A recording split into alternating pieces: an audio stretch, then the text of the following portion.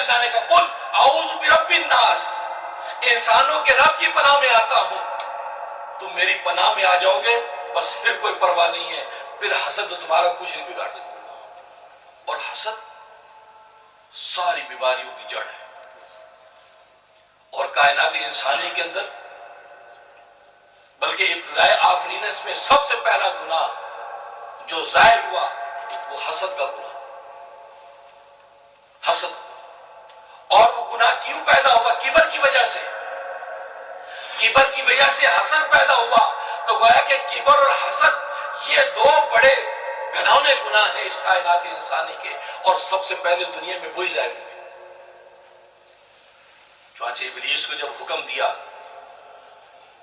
کہ آدم کو سجدہ کرو، اس نے اللہ کے حکم سے تکبر کیا، کبر کیا، کہا کہ انا خیر منہ، میں اس سے بہتر ہوں، خلقتنی من نار وخلقتہ من طین، آپ نے مجھے آگ سے پیدا کیا ہے، اس کو آپ نے مٹی سے پیدا کیا ہے، اور آگ کی شان یہ ہے کہ پستی میں ڈالو تو بلندی کی پکڑتی ہے، اور مٹی کی حالت یہ ہے اس کو بلندی پہ ڈالو پستی میں گرتی ہے۔ تو بلندی والا عنصر وہ پستی والے عنصر کے سامنے سجدہ کرے، یہ بات عقل کو نہیں لگتی۔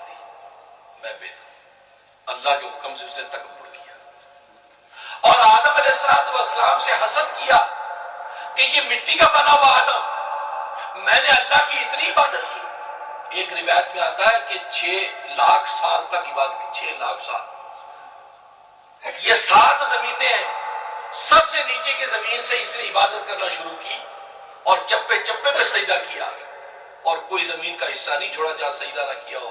جب پہلی زمین پہ اس عبادت اور سجدے کیے، اللہ نے اس کا مرتبہ بڑھا کے دوسری زمین پر پہنچایا، اور دوسری پر عبادت سجدے کیے، اللہ نے مرتبہ بڑھا کے تیسری زمین پہ پہنچایا۔ اس طرح 7 زمینیں مکمل کی، پھر اس زمین پر اسے سجدے دیے، یہاں تک کہ اللہ نے اٹھا کر پہلے آسمان پہ پہنچا دیا۔ وہاں سجدے کیے، دوسرے پہ پہنچا، وہاں سجدے کیے، تیسرے پہ پہنچا، یہاں تک کہ 7ویں آسمان پہ پہنچ گیا۔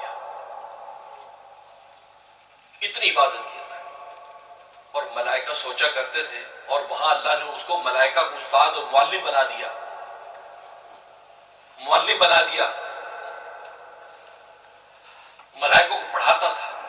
تو ملائکہ پڑھتے ہوئے سوچتے تھے کہ اگر ہم سے کوئی غلطی ہو گئی اور اللہ میں کبھی ناراض ہو گیا تو یہ معلم اللہ کا بڑا مقرب ہے، ہم اس کی سفارش کروائیں۔